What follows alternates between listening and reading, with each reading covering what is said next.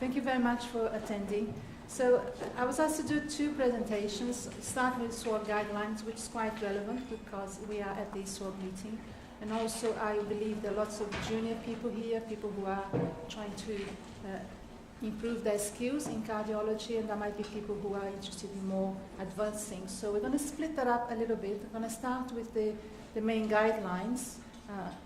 And I think it's quite important for me to put a little bit of background onto the milestones to screening. And I'm going to do that very briefly because we only have 15 minutes for this first sessions. But I think history does a little bit of good just to know the background.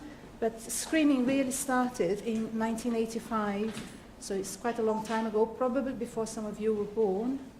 In 1985, starting in France, when the four-chamber view was introduced as part of the obstetric scan. And that was due to Professor Laurent Fermont, who is a pediatric cardiologist, and he is still practices a little bit in Paris.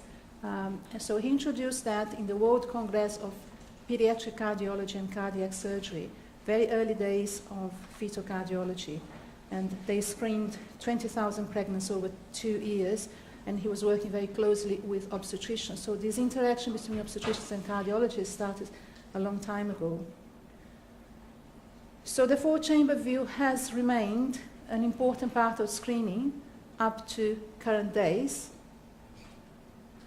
I had a little bit of a contribution, again, in the World Congress of Pediatric Cardiology. Unfortunately, that was not a ISUOG meeting because in 1997, a long time ago, I presented an abstract which was called Identification of Fetal Laterality and Visceral Size Should Be Part of Routine Fetal Anomaly Scans. To me, that was fundamental.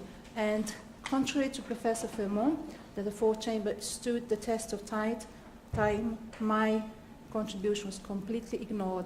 No one took notice of that until recently when laterality and checking right and left, which is something I've been doing for ages, has been officially introduced into the ISUOG guidelines. It is fundamental to do that. So really the guidelines, the updated ones, which are 2013, is a more comprehensive approach to the fetal heart compared to the previous one, which was 2006, and you're all familiar with this diagram, which was published at the ISUOG, and starting from situs and going all the way up to the three-vessel and three-vessel trachea view. And I'm going to try and take you slowly through each one of those scan views. Obviously, there will be general considerations. If you're going to start scanning, you need to optimize your image, and I'm just going to put this slide here, very much a summary of what's published. But most of you who scan, hopefully you are familiar with that. Time best is around 18 to 22 weeks, depending on size of the patient. Technical factors to improve the quality of the picture. Choose the appropriate transducer. Always try and go for the highest frequency you can get to penetrate, to obtain more fine details of the image, narrow the field, high contrast, low persistence, single folds, magnify the image. That's very important. And I would stress very much, make use of the cine loop because the heart moves very fast. And I will show you some of the images here that if you do it very quickly and don't pay attention to certain areas, you will miss important abnormalities. So really, maybe we can turn the lights down a little bit at the front because of the clips. So really, it's very simple. If you think that it always starts with the four-chamber view, we start now from four-chamber, left ventricular outflow tract, and you can see I do that quite slowly, that sweep.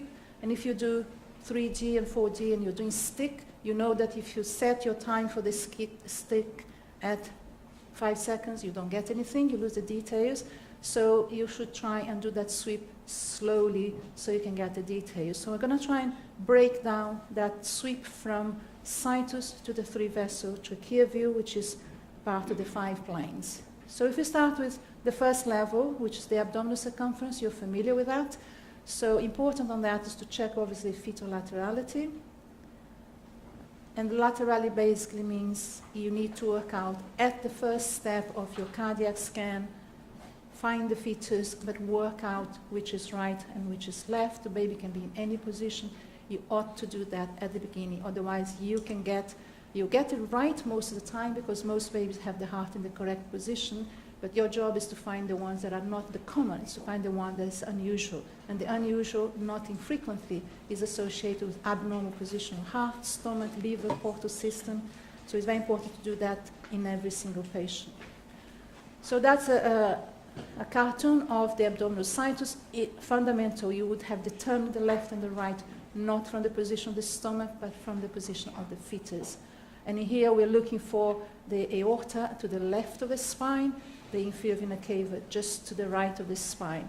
And why is that important when you're screening the heart? So we come to that. So this is the normal arrangement of the abdominal vessels and the visceral organs within the abdomen, with the stomach on the left and the umbilical vein with the portal vein turning to the right of the baby. So this is important because before we get to the four-chamber view, if the situs is normal, the main message is the right atrium is on the right and the left atrium is on the left, so they're relative position. Doesn't matter if the heart is on the right or left, outside the chest, in your hands. That means right atrium is on the right, left atrium is on the left. So that's the information from the heart. So if we start from the situs, the abdominal situs relates to atrial situs, i.e. position of the atrium. And you can see I cut that loop very short. I'm only interested in the abdomen and the atrial chambers.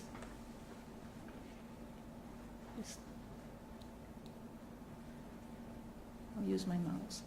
So by identifying the normal situs, we will know before we get from the fourth chamber that this is the right atrium and that's the left atrium. We can look at the appendage with the equipment getting better. We can see the atrial appendage, but as a rule of thumb, on a quick screening, if your abdominal situs is normal, you can imply almost 100% of the cases that the right atrium is on the right and the left atrium is on the left. So that's the beginning of a sequential assessment of the fetal heart. So I've said that already, irrespective of cardiac position, that's what comes from the situs. So that's why situs is important. It's the beginning of our sequential analysis of the heart. We then move on to the second level, which was the beginning of all the screening. As I said to you, in 1985, it started with the fourth chamber. So now that's the second step of the screening. And again, it's very simple to put on a still image the main structures we're looking for, the moderator band to identify the right ventricle. We know the right atrium and the left atrium from the abdominal situs. Obviously, we try and identify as well the pulmonary veins coming into the left atrium, although strictly speaking, that's not part of the guidelines yet. We look at the crux of the heart and the apical smooth portion of the left ventricle. Again, this is better seen in a moving image, and I'm just going to take you through what you need to see on that fourth chamber, which is quite a lot of information. So we would have established left and right of the baby. We know where the spine is. So you're looking for a heart that is on the left side. So you start from the heart outside the chest and you narrow down to the structures inside the heart itself. So heart is on the left. The apex is also to the left. And the normal axis. And the axis, what we do is align through the anteroposterior chest wall and align through the interventricular septum. And that gives you an angle. So that's the cardiac axis angle. And that the mean value in mid-gestation is 45 degrees with plus or minus 1 standard deviation of 10 or 2 standard deviations of 20. So quite a bit of variation there. If the axis is wrong, it's very much to the left, we can suspect there might be a potential great arterial abnormality. So that's part of the fourth chamber. We also look at the size of the heart and the symmetry between right and left side of the structure. They should be more or less the same size in mid-gestation. So the cardiothoracic ratio, most of the time we just look at it, we eyeball it, we look and we see, does the heart look normal size, does it look big? So the more scans you have, the better you get at estimating that. You need to get at least a good transverse view through the chest and preferably getting a full rib in the image. You can measure that, and if you're doing sequential measurement like in parvovirus or arrhythmia, when you want to see if the heart size is changing, it's better to measure and put numbers on that rather than just eyeball. And you can, on your machine, you can just trace it. It's easier to trace on the machine than on the computer. They lines, or you can just put an ellipse method, or you can do an AP and transverse diameter. Whichever way you do, you should use the same methodology if you're doing it in serial measurements. So the important message about the cardiothoracic ratio is that you can do the ratio in two ways. You can do the ratio of the diameter or the circumference, and you can do the ratio of the area. What we do with our eyes, is the area. We are not measuring the circumference of the heart. We can see that the heart occupies about a third of the chest as a rule of thumb. If you're actually measuring, a lot of the programs, if you're using Viewpoint, for example, which is quite widespread use, the chart plotted there is about circumference. So that ratio is 0.5. So there's quite a big of a difference there, depending on what you are dividing to obtain your ratio. So now we should look really at the moving image, and if we start from the inflow, following the sequence of flow moving within the heart, we start from the top chambers, the atrial chambers. We can see the foraminal valley. We should see the flap valve. Again, depending on the angulation, you see that better. It should be within the left atrium. The foraminal valley itself should be more or less about a third of the total length of the interatrial septum. We can see here pulmonary veins, as I said, I put in brackets. That's not part officially of the ISUOG guidelines, but a lot of you are probably looking into that. Then we move down to the atrioventricular junction, and in here it's not sufficient to see just two valves, and sometimes atrioventricular septal defects, there are different types of AVSTs. You're used to the big one, it's a large EST, a common AV valve, that's very easy to see if the baby's in good position, but some atrioventricular septal defects can have two valves.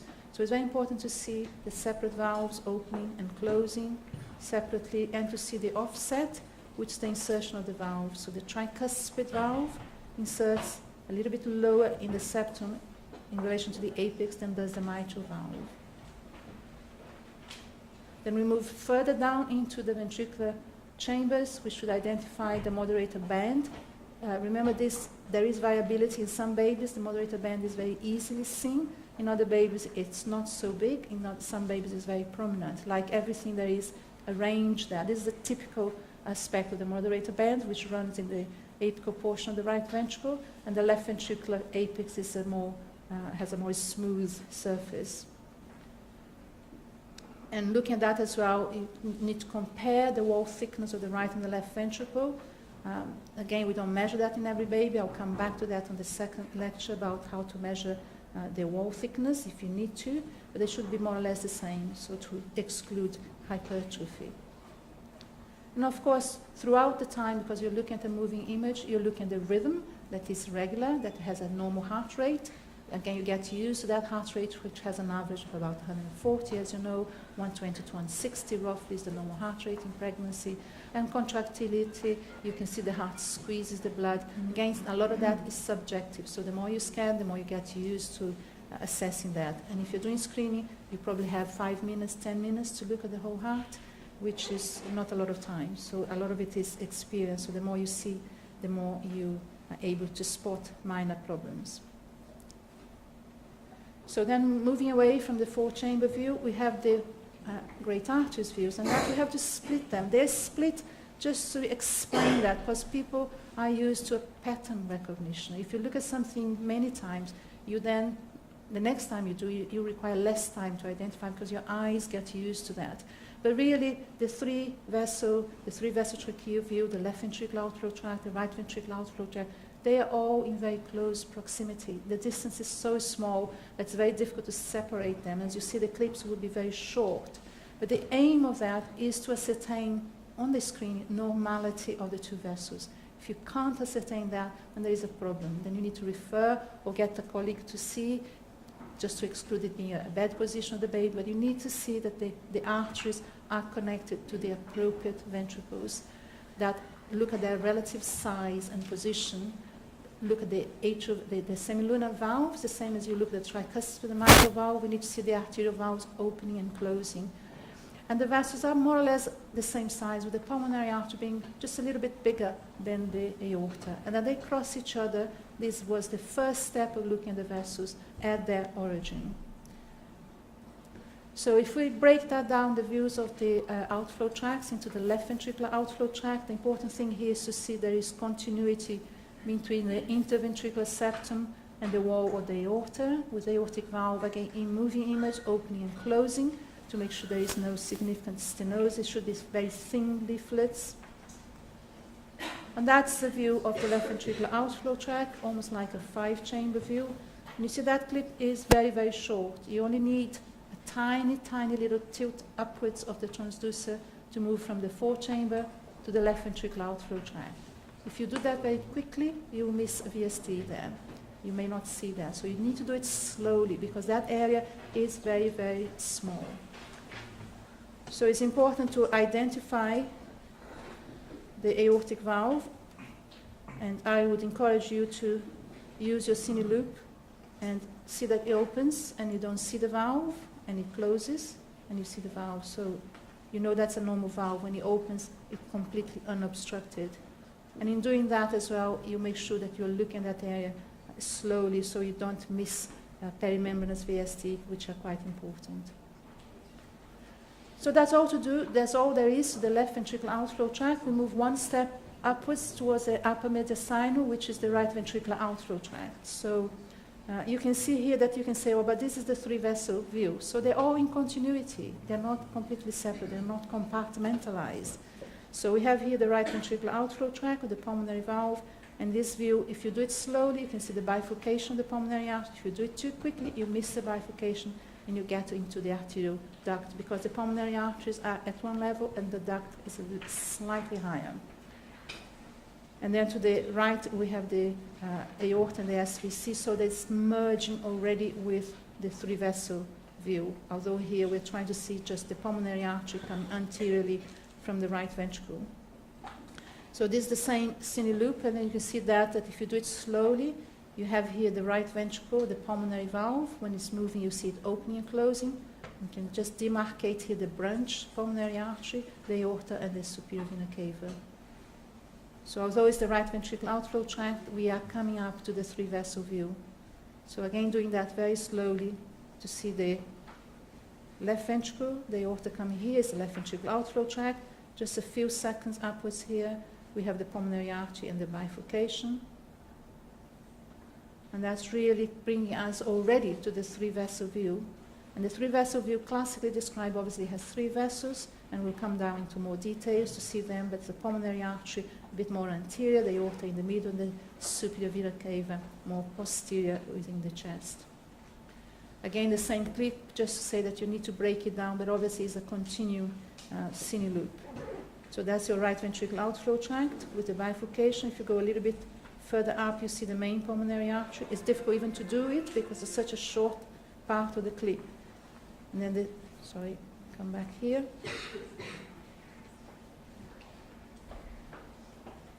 So that's your right ventricular outflow tract. There is only a little bit here of your 3-vessel view, which shows the main pulmonary artery, the aorta, and the superior vena cava.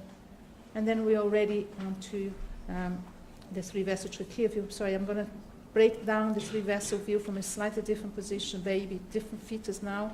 You see here your left ventricular outflow tract, and you get that view of the 3 vessels, the pulmonary artery, the aorta, the superior vena cava. That's the trachea. Sometimes people think, where is the trachea? I can't see the trachea. We teach a lot of sonographers. They feel fascinated. They can't see the trachea. And I say, when you can't see the stomach, what do you do? What do you do when you can't see the stomach of the baby?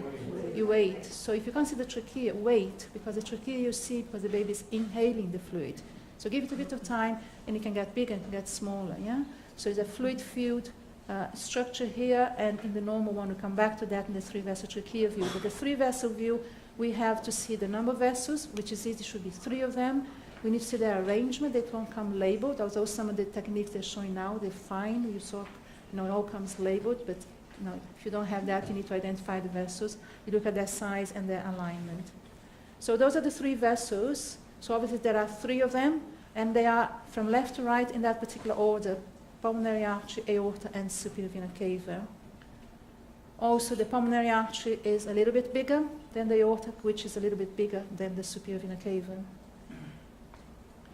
And if you have your orientation, the anterior wall, the most anterior one is the pulmonary artery, the most posterior one is the superior vena cava. And this alignment is very important as well, that they are more or less in a straight line, because sometimes the aorta is more anterior here. That is an abnormality, and sometimes could even be a transposition. So lots of things to see on the 3-vessel view. I went back to this slide.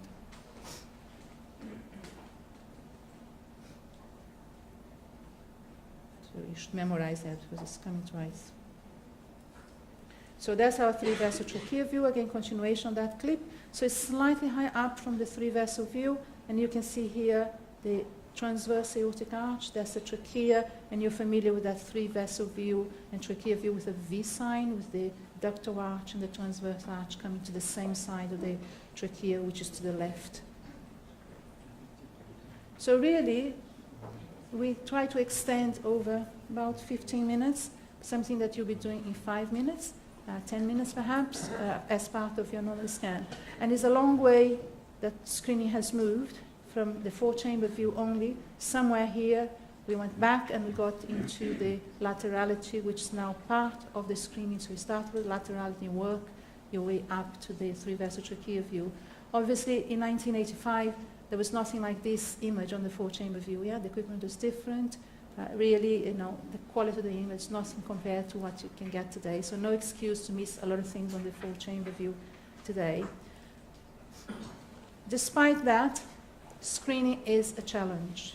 Different BMIs, high BMIs, no fluid, triplets, twins, IUGR, all sorts of things, baby that are just completely curled up, you can't get through.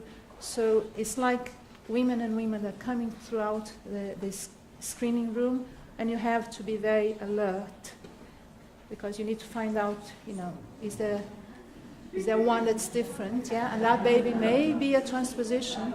You may say, okay, I'm here waiting, pick me up, because, if you pick me up, maybe you're going to save my life.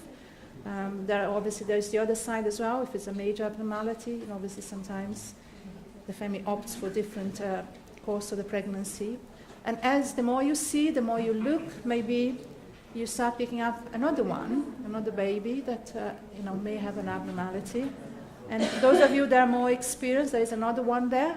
So I'll leave it for you to try and find out the other baby. So the more you look at this, the more you look at the heart from different position, everything else, the more you get familiar with everything. And I think the more chances you have to pick up subtle abnormalities. I think that's the end of the first one. Thank you very much for your attention.